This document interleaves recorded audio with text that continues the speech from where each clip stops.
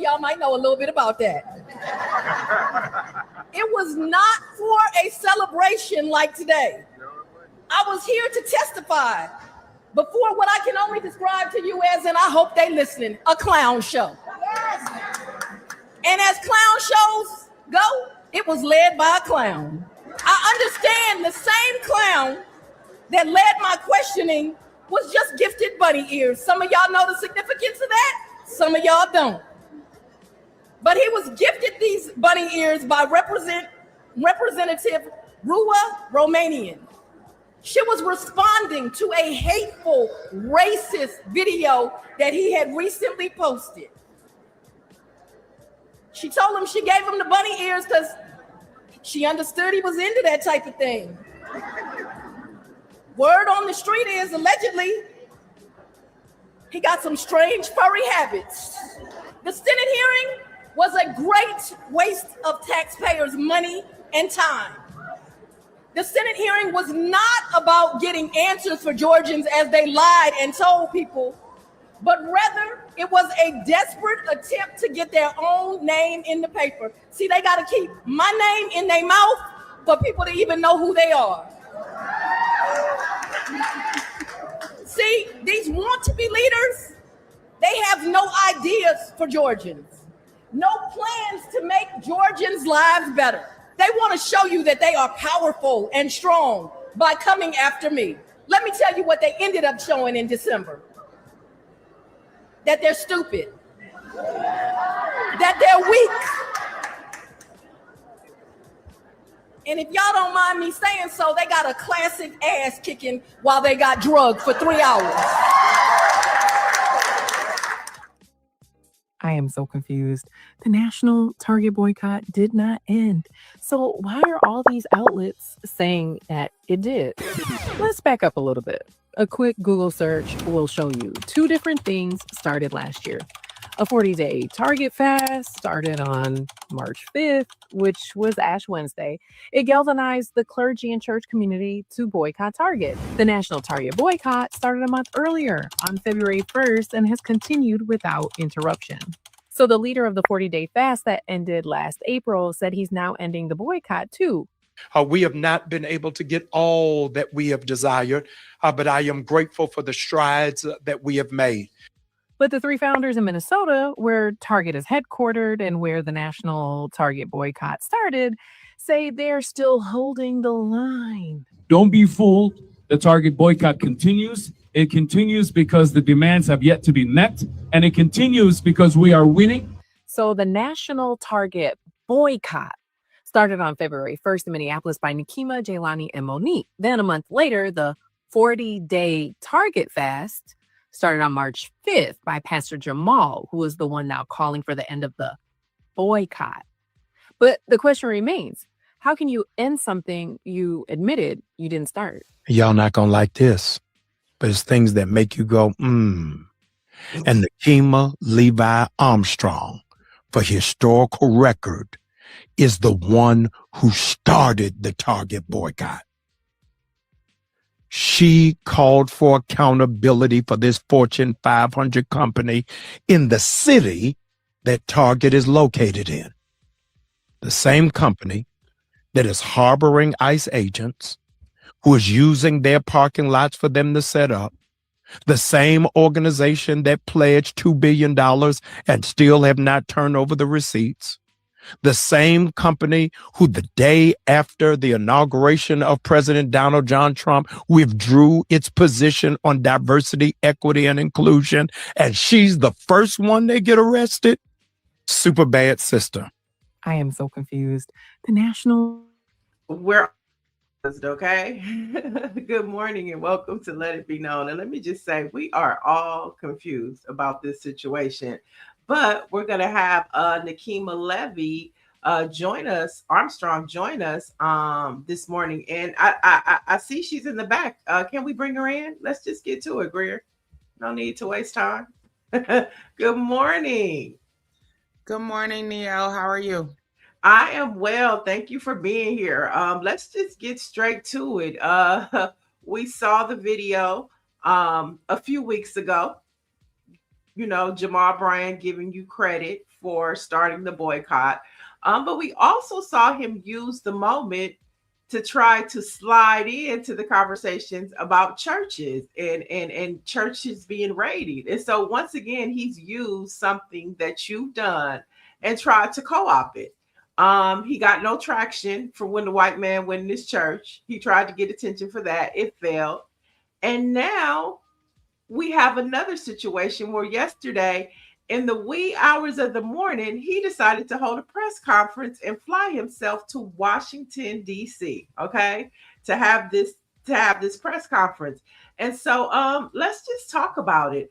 What was your response when you first heard that he was having this press conference?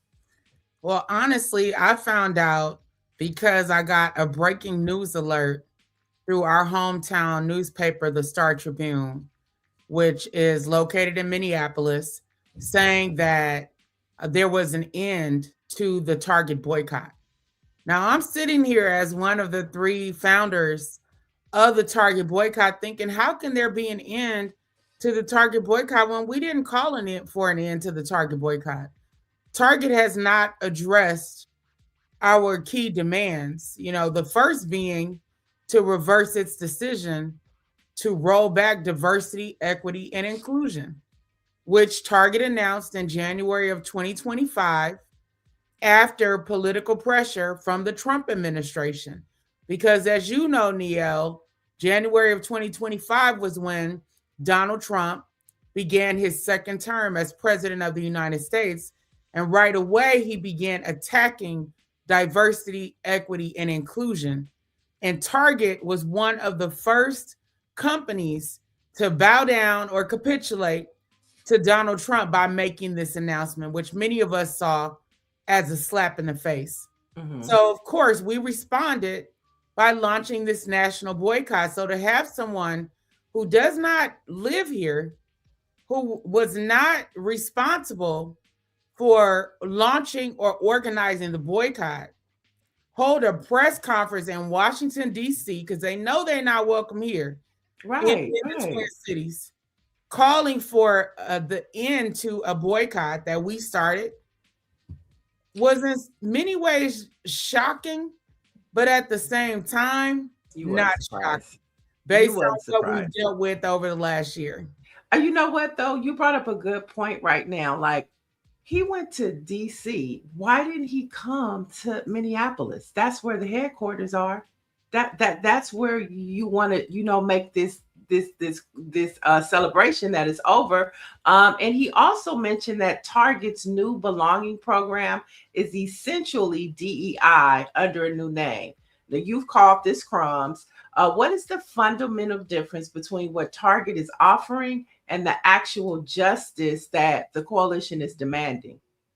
Well, for those who don't know why it's so significant that Target is headquartered in Minneapolis and that we called for the start of the boycott in Minneapolis, it's because of Target's longstanding reputation in Minnesota, in Minneapolis, as a hometown company, that has donated money in the past. They have a store actually on Lake Street, right across the street from the 3rd Precinct police station. That's the police station that the 4 officers worked out of who were responsible for murdering George Floyd in 2020. So Target saw, what happened in our community with the uprising. They saw the 4th Precinct go up, the 3rd Precinct police station go up in flames. Mm-hmm. As a response to the murder of George Floyd. And they saw us, in despair, in our community after literally witnessing a murder of a Black man at the hands of Minneapolis police. And of course, the world witnessed what happened. And so Target understood, or at least we thought, the significance of that pain and that trauma.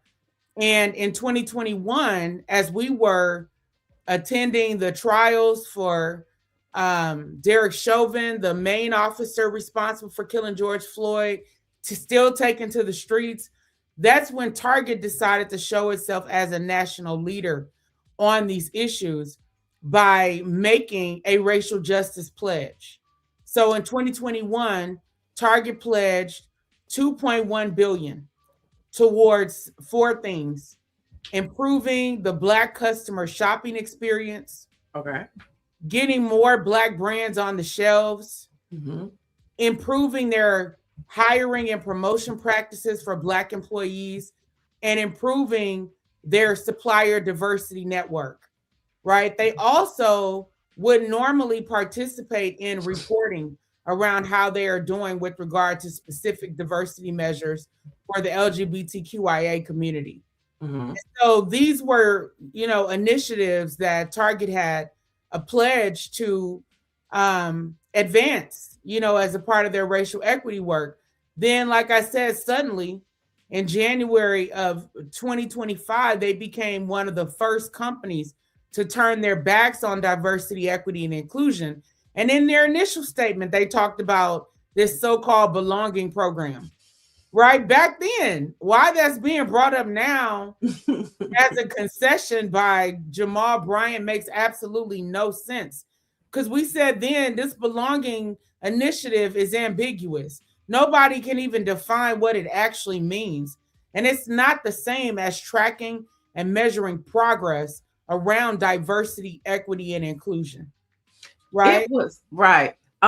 It was all types of headlines coming out yesterday. And then we also saw Tamika Mallory and Nina Turner. Well, first the flyer came out. It was just him on there, right? He came out. He's having a press conference. Then a few hours later, Tamika Mallory posted it, and she was on the left and Nina Turner was on the right, or vice versa. And then they were there.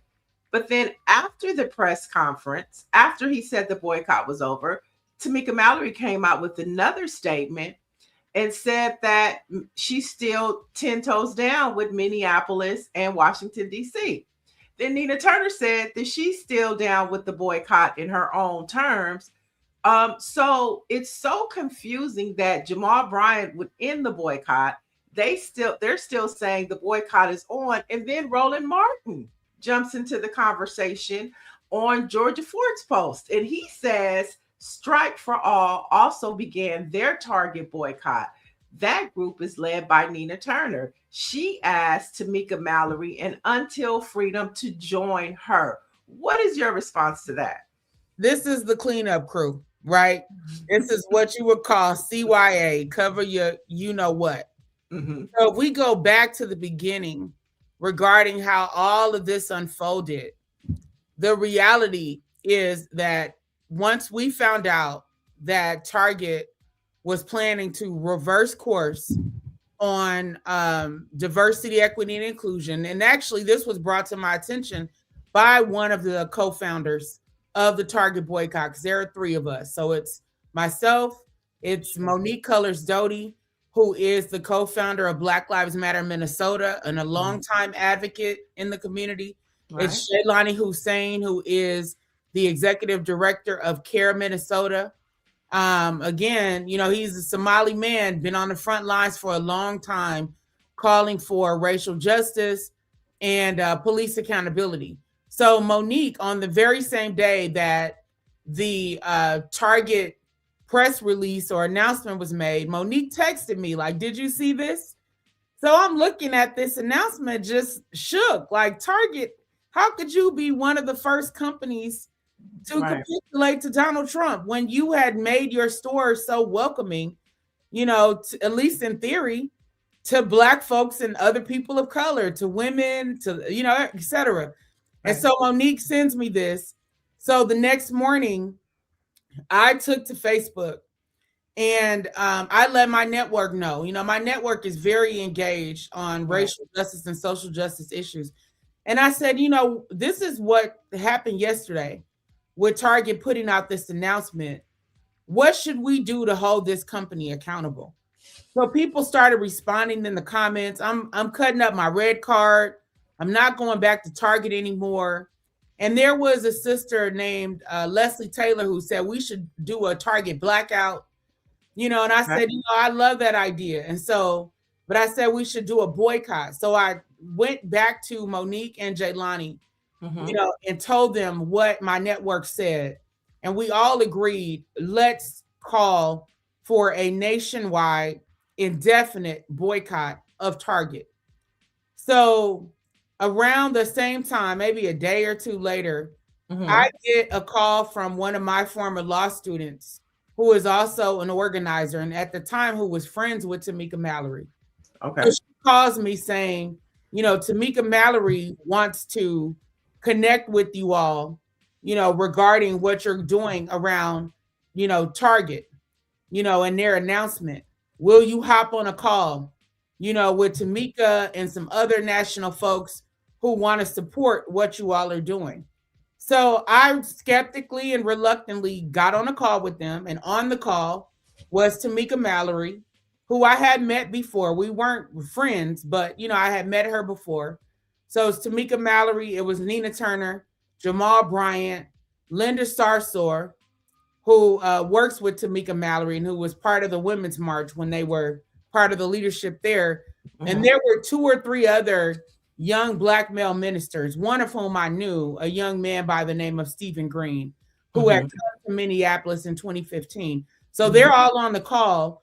And Tamika saying, you know, we want to support you all. Leslie has sent them our press release that laid out all the talking points, our quotes, connecting Black history to this boycott, connecting George Floyd to this boycott and our community. And one of the first things that Tamika Mallory says is, thank you for your clarity. Because our press release laid it all out. It gave all the talking points, you know, and so we had a conversation around, you know, creating this mothership where they were supposed to be helping to amplify our efforts nationally. And then what happened after that was, you know, literally maybe a week or two. So then we had our press conference. Right. At the end of January, announcing in front of Target's headquarters that the boycott would begin on February 1st to coincide with Black History Month. So they got our press release, watched our press conference. That night, Nina Turner goes on, guess who? Roland Martin's show. And while she's on Roland Martin's show, she's, first of all, none of us talked about them going on these shows, you know, and representing the boycott. But she goes on the show, you know, talking about her organization and claiming that she had activists on the ground in Minneapolis. Apparently, she was talking about us. And we're thinking, like, we don't work for you. Why would you go on this show? And right away, the same night that we do our national press conference, which was covered by the Associated Press, along with many other publications, why would you go on this show and position yourself as a leader of this boycott? Right? So that's where Roland Martin got that talking point from. Yes. Okay. Went on the show because apparently her organization had put out some graphics or something, you know, but we were the folks who, like I said, we laid out everything out. We were the face of the boycott. So even some of the pictures that came out yesterday connected to their press conference that they called in DC had a picture of my daughter, my 8-year-old, holding a sign. This green sign said National Target Boycott, and an elder in our community. So because we were the face, you know. Right. And so you had to correct them on that. You had to correct USA Today, and they had to retract and rewrite the story the best that they could to get the truth out instead of telling the narrative from Jamal Bryant. USA Today and the Minnesota Star Tribune, like, we had to deal with media and set the record straight. So just fast forwarding a little bit. So she intentionally went on Roland Martin's show the night of our press conference to try to claim the narrative regarding the boycott. Now, have you heard from Jamal Bryant, Tamika Mallory, Nina Turner, or Roland Martin? Well, what happened after that? So after... Oh, you want to go back? So we're going back. So people understand, right? Okay. Just real quick, let me go back to help people. Like, this didn't just fully come out of nowhere, right? This was their plan, you know, unfortunately, to try to co-opt the boycott from day one. So so Nina goes on Roland Martin's show. He grills her, and then maybe a day or two later, Tamika Mallory goes on the Breakfast Club. She's supposed to be on there promoting her book, but 75 to 90% of the interview, she's talking about the Target boycott, right? Like, again, trying to take control of the narrative, even though, like, why are you spending all your time talking about the Target boycott? And so then after that, you see Jamal Bryant. So what had happened was, one day, as all of this is unfolding, I get a call out of the blue from Tamika saying that Jamal Bryant had set up a targetfast.org website, and that he was going to do a 40-day Target fast for the faith community. And I said, Target fast? I said, I don't understand. It's like, we've already launched a nationwide boycott that our community is participating in, allies are participating in, that's gaining a lot of traction. Why would he launch a 40-day fast? And then beyond, I said, I don't get it. I was like, I've never heard of a fast, you know, when we have a boycott going on. So then I go to the website and I see that he launches this fast as if there's no boycott going on. He doesn't mention that we have a boycott going on, doesn't mention Minneapolis, doesn't mention, you know, that we're supposedly trying to do a national coalition, nothing. It just looks like he's leading this effort, you know, by himself, essentially. And I see Kirk Franklin, you know, on the way, and I'm thinking, what is this? It had nothing to do with our purpose in launching the boycott. And so I called them out, you know, via text messages, text chain we were on.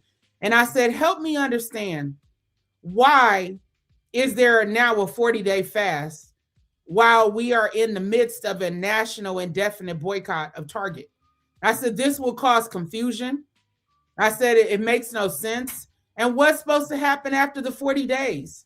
Like, are we expecting a company to just fold in 40 days and give in to the demands? And one of the other things that happened during that call with Tamika, where she told me about this, she asked me what our demands were. So I tell her what our demands are. When I look at that website, 2 of our demands are on that website.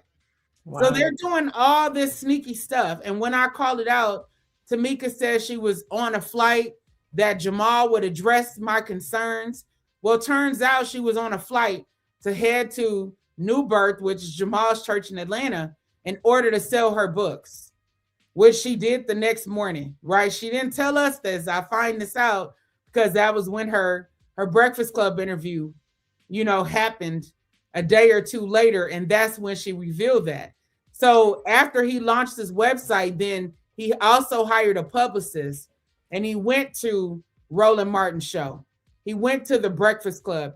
He went to CNN to begin positioning himself as the leader of the national Target boycott.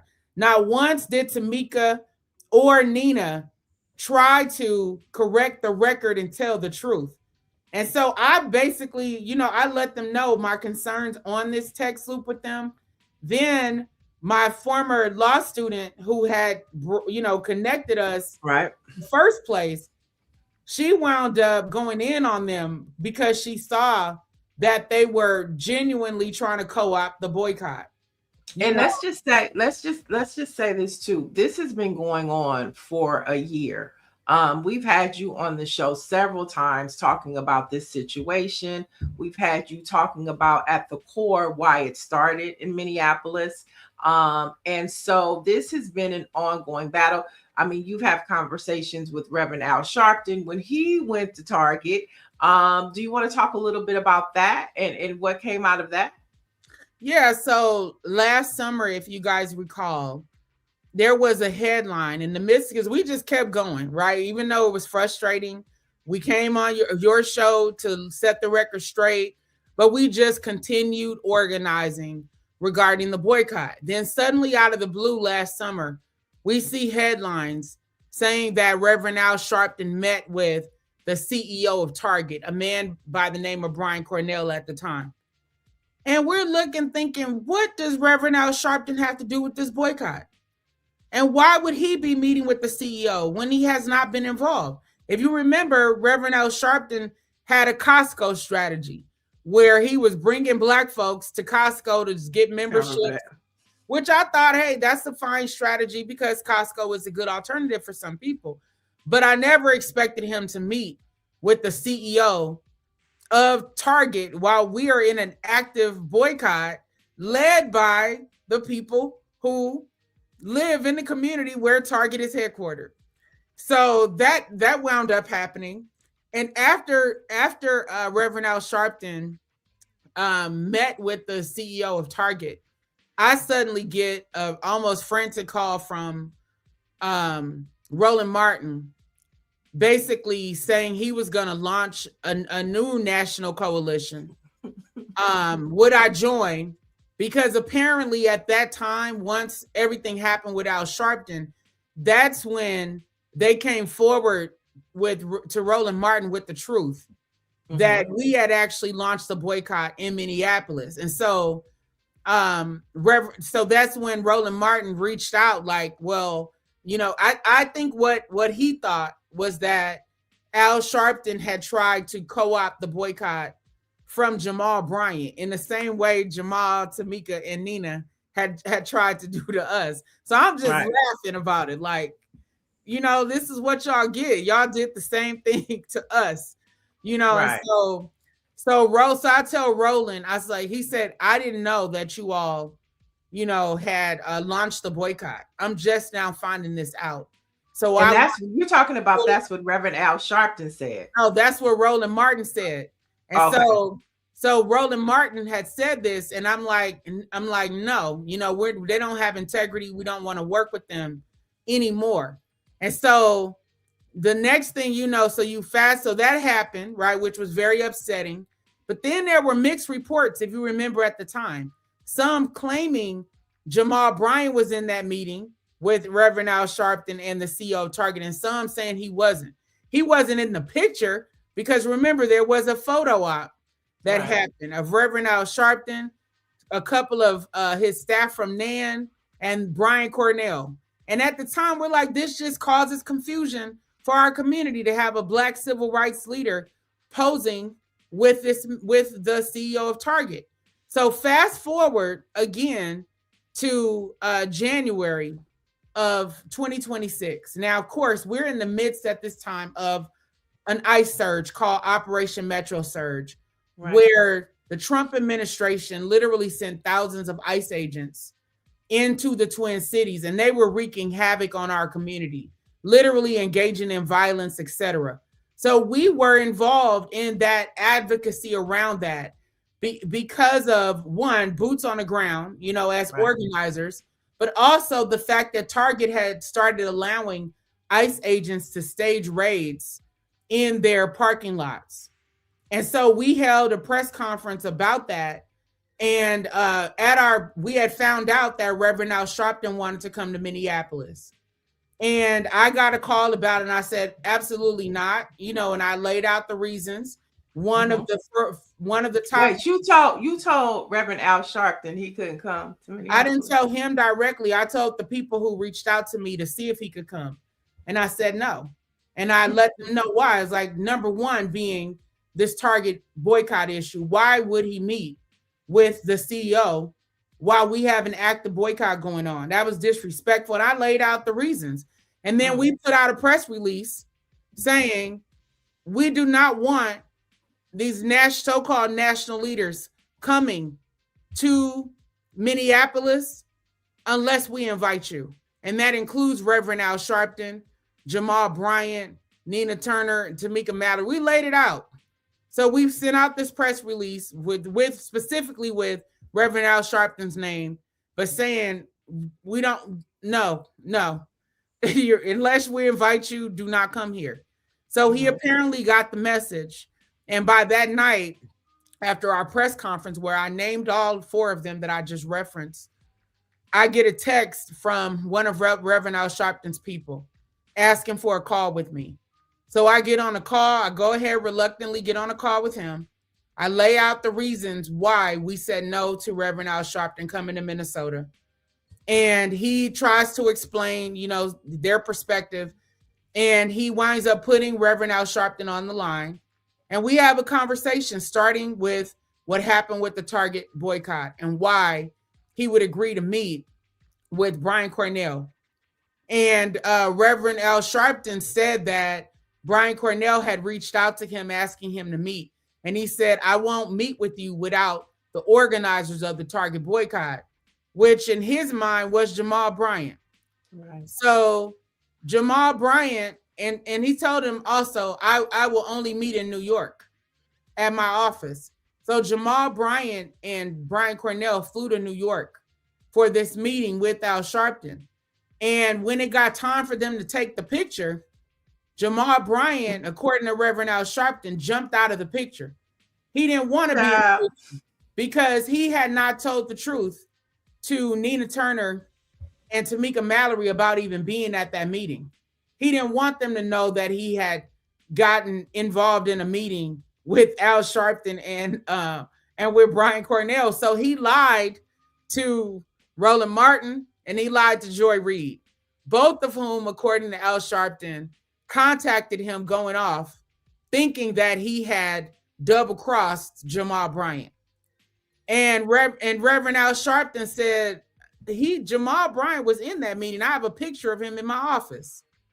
But that had been the catalyst for why Roland Martin contacted me, because he was, in my opinion, trying to take the power back from Al Sharpton, apparently. And so, like I said, at the time I told Roland Martin, absolutely not. They don't have integrity.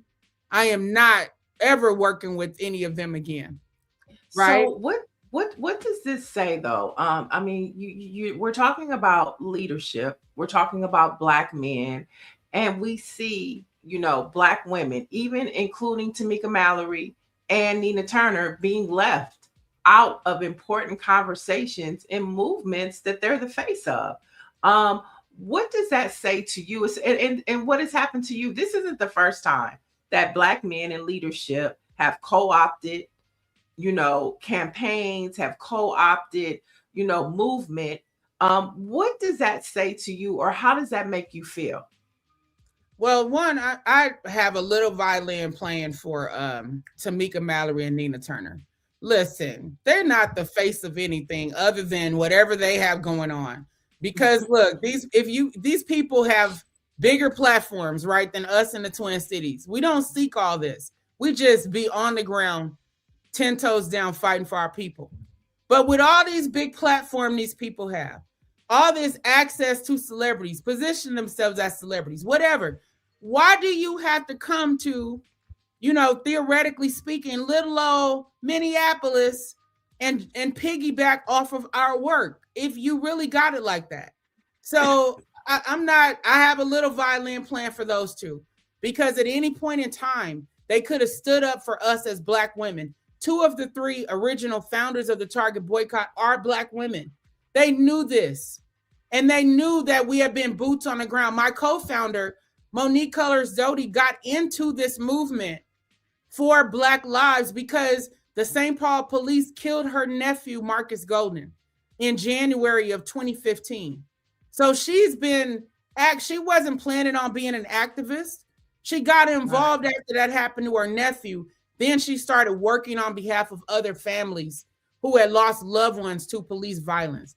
I've been doing police accountability work since 2005, back when I was a law professor at the University of St. Thomas, running a civil rights legal clinic, holding departments accountable, right? So this, for us, this is a lifestyle. This isn't just throw our name on a boycott or, no, this is for real. We're really about this life.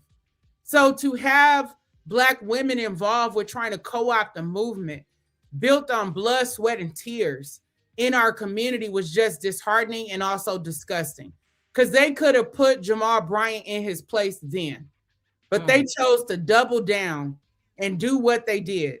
And so that part really bothers me, because as Black women, we have dealt with erasure historically. Think about the fact that because of Claudette Colvin, 15-year-old Black teenage girl, refused to give up her seat on a bus in Alabama. Then you have Rosa Parks, December 1st, 1955, refused to give up her seat, got arrested, helped activate the other Black women in the community who organized in the churches. And that led to the emergence of the Reverend Dr. Martin Luther King Jr. and all these men who we see as the face of the civil rights movement, even though it was the Black women doing the heavy lifting, organizing behind the scenes. At the 1963 March on Washington, those Black women walking arm in arm got sent down a separate street from Dr. King and the other men so that the men would be the ones in the photo ops, right? Why don't we know these women's names, faces, or stories? Because this erasure of Black women's leadership and our labor and our ingenuity is systematic. So again, to have Black women involved in it is just a real slap in the face, and it's disheartening. Am I surprised that some of these men jump out in front of Black women in modern day history? No, that's what they were taught from the 50s and 60s, and they still think that it's okay. It's a patriarchal perspective, even from some Black male leaders in our community. But then you got Black men like Jelani Hussein, one of our co-founders, who stands 10 toes down beside and behind the leadership of Black women. He is Somali. We're native-born African-American, but this man stands 10 toes down for our community when we are calling out police violence, when we're calling out our government. He is right there by our side. So it's not, thankfully, it's not all, Black male leaders. Right. But unfortunately, there is this patriarchal attitude, and Jamal Bryant has this attitude because he said during this time, as he was trying to co-opt the boycott, he talked about the fact that the Black Lives Matter movement was primarily led by 3 Black women. He didn't like that. He thought it should be the church, leading on these issues. I'm like, well, I didn't tell him this at the time, but I'm an ordained reverend. I've been an ordained reverend since 2016. I've been a preacher since 2007. Monique is a deacon in her church. And Jelani Hussein is Muslim, but he's very religiously devout. So you have the church leading in our own way. And it didn't take, a Black male pastor out in front in order for us to help build some traction around every movement, that we have been involved in. So people need to understand this wasn't accidental. This was very much intentional, with regard to how this co-opting happened and how it led to yesterday, as we said in the beginning, them flying to Washington, D.C., to the National Press Club and having a joint press conference between the 3 of them. And so now, because of the backlash, you have Tamika and Nina, saying, I'm still boycotting. Well, why were you? It just makes no sense. It makes no sense. But I want to give the chat. They have some questions for you, so I want to give them some time. Mike V says, Grand Rising NEKIMA. What exactly are these folks gaining from their efforts after your economic boycott? Well, number one, notoriety, right? People knew them. But think about what's happened since that time. You have Jamal Bryant on all these news stations, speaking as the voice of the Black community, regarding this boycott. And as a matter of fact, as we started continually calling him out and letting people know that this man is not the leader of this boycott or the founder or anything, he did a 40-day fast, which came and went. From that point, remember, he tried to call for a boycott of Dollar General or something, an Atlanta company, and it went nowhere. Nobody followed that particular boycott, but he thought he had enough, clout and, I guess, standing in our community to just randomly call a boycott. It didn't work. But since that time, what do we have? The Route 100 gave them an award as 3 of the Route 100. Right off of the Target boycott. You had them showing up, at least Tamika Mallory, at the Congressional Black Caucus. Because remember, the Congressional Black Caucus picked this up as an issue that they campaigned on, not knowing it started in Minneapolis. Then, from my understanding, I heard that they received an NAACP Image Award as well. At least Jamal Bryant did, as a result. He did. He got an NAACP award off of the Target boycott that he did not start.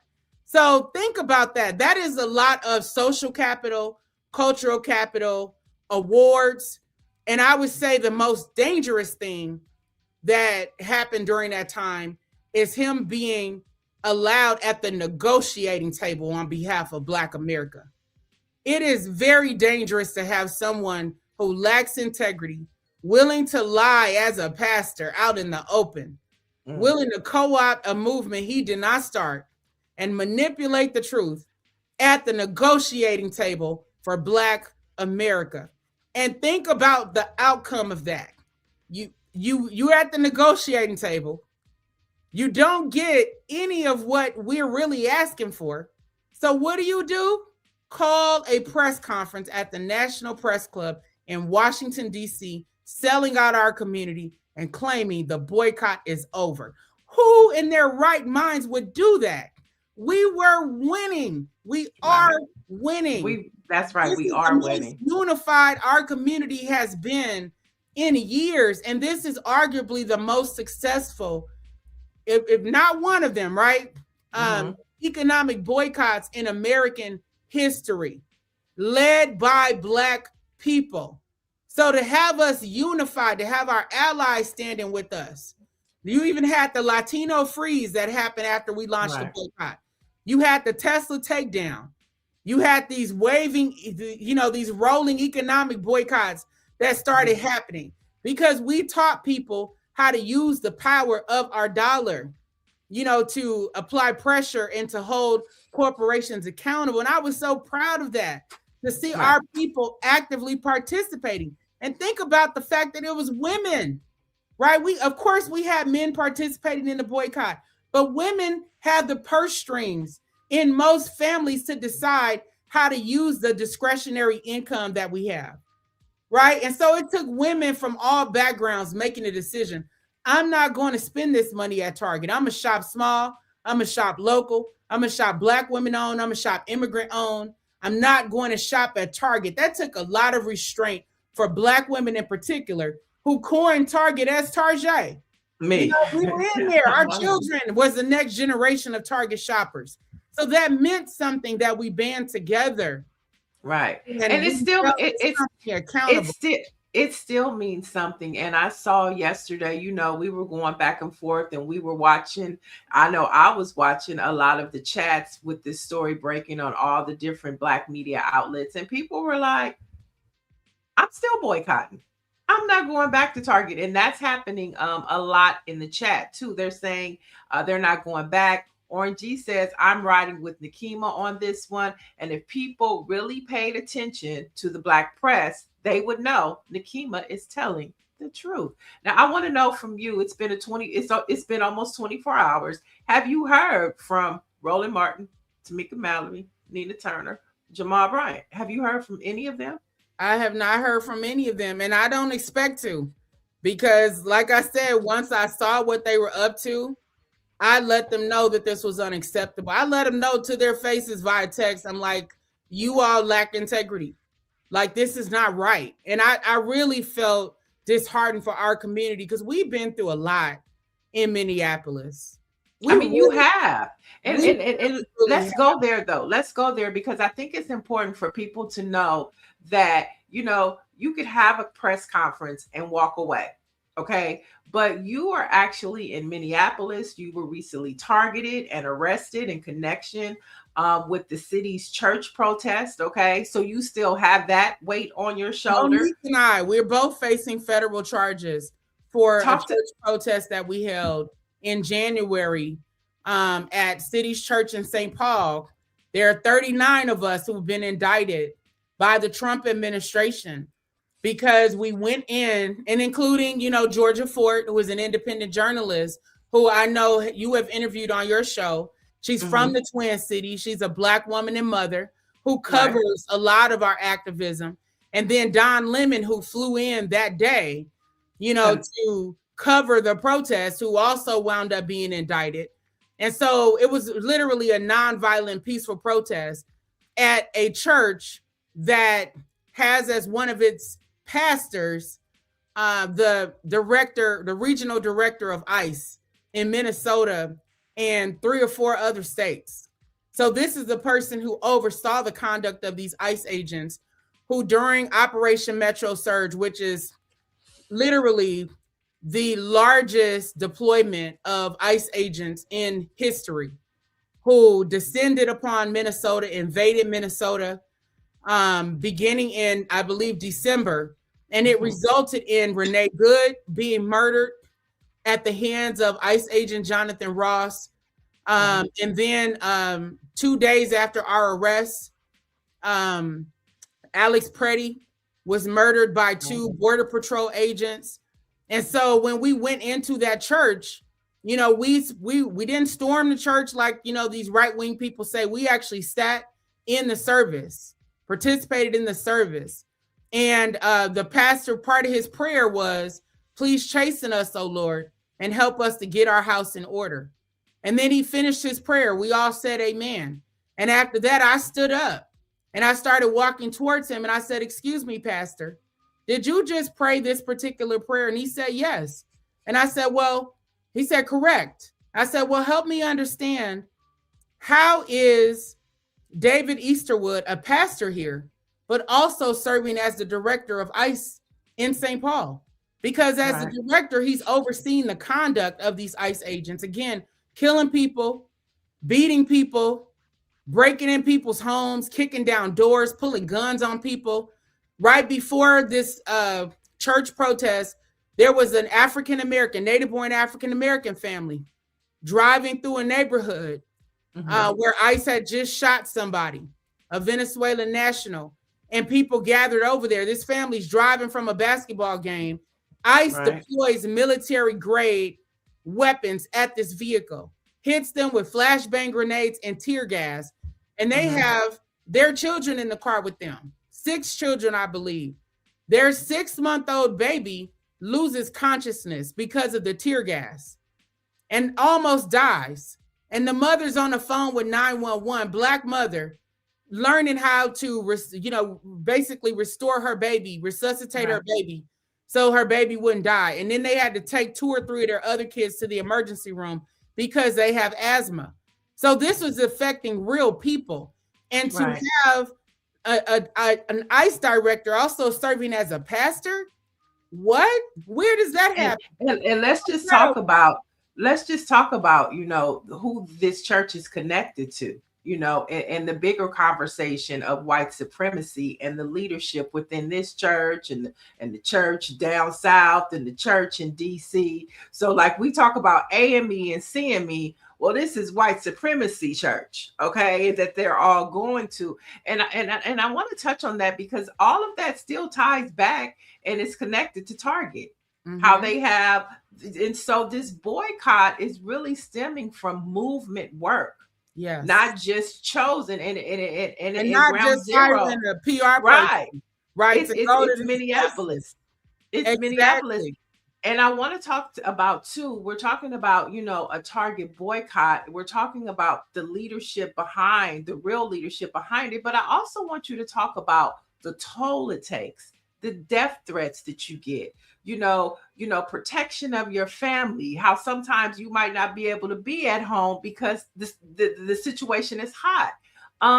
Talk to us about, you know, that and the mental toll it may take on you, and why all of this is relative to somebody having a press conference yesterday and stopping a movement and when you're really trying to change situations and communities. Absolutely. And people here know who we are and what we do, right? We've led so many marches and demonstrations. We put our bodies on the line. We've been arrested.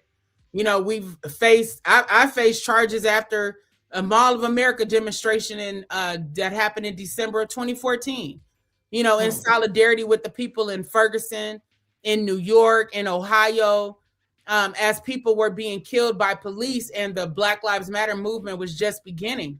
So even with that demonstration in January of 2015, 11 of us were charged as organizers. I faced 8 misdemeanors. You know, during that time, they were really trying to come for me as a lawyer, as a law professor. And we fought those charges for almost a year before they were dismissed by the same judge who actually oversaw the Derek Chauvin trial.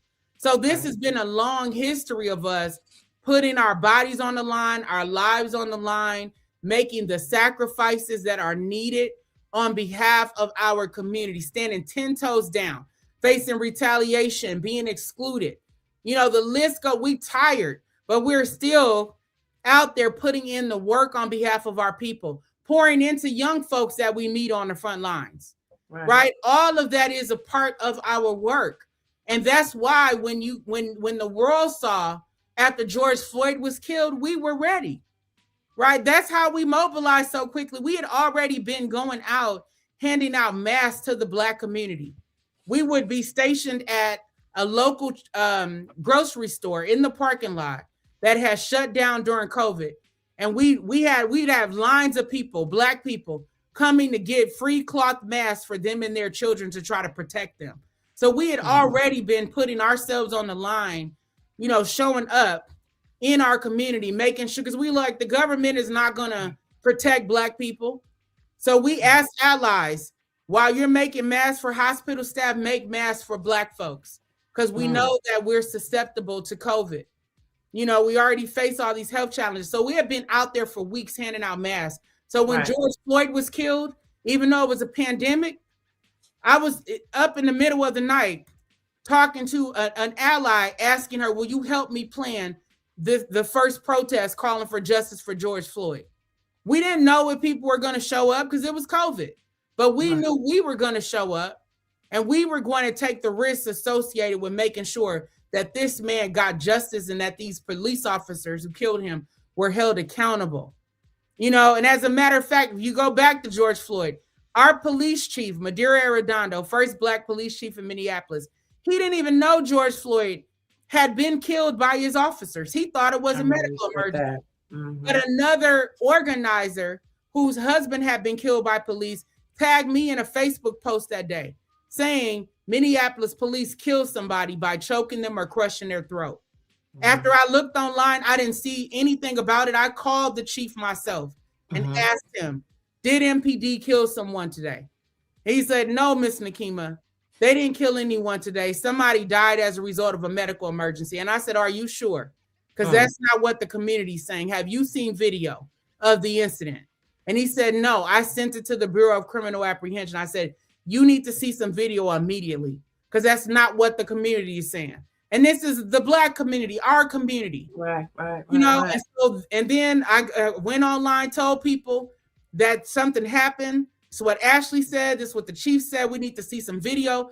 Then I was tagged in the video that was taken by 17-year-old Darnella Frazier, a young Black woman who had seen our movement. She has seen us taken to the streets, calling out the police violence against our community, holding vigils, shutting things down, documenting, because we have a huge independent journalism, cohort of folks. Right. Toussaint Morrison, Georgia Ford, On-Site Media. Yes. It's a lot of, and this is how we find out, and this is how we get the truth from the boots on the ground, independent journalism.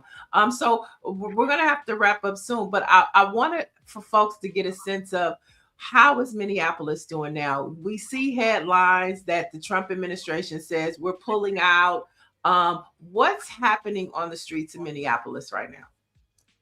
Well, I would say that we started to experience a decrease in the number of ICE agents that were here in Minnesota.